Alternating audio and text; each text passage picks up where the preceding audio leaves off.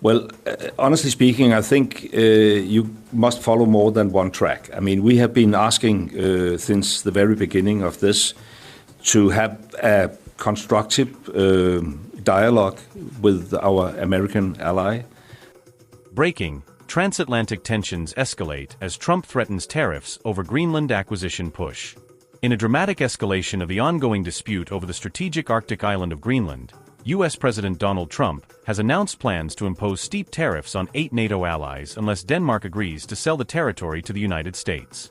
The targeted nations, Denmark, Norway, Sweden, France, Germany, the United Kingdom, the Netherlands, and Finland, face an initial 10% tariff on all goods exported to the U.S. starting February 1, 2026, with rates set to rise to 25% by June 1 if no deal is reached for the complete and total purchase of Greenland, as Trump described it in a recent Truth Social post.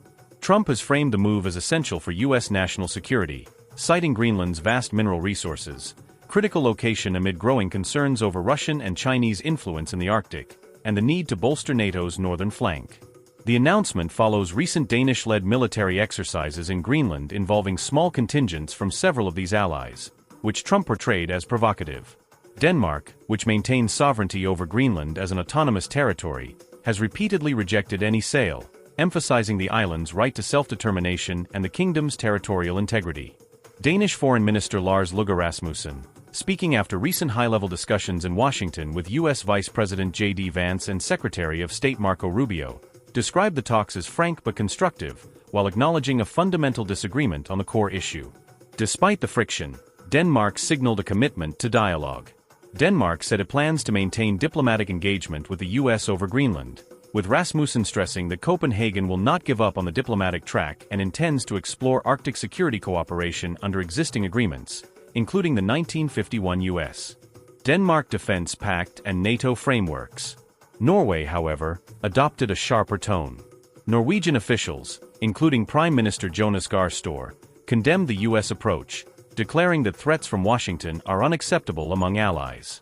Norway reiterated full solidarity with Denmark and rejected what it described as pressure tactics or blackmail between close partners.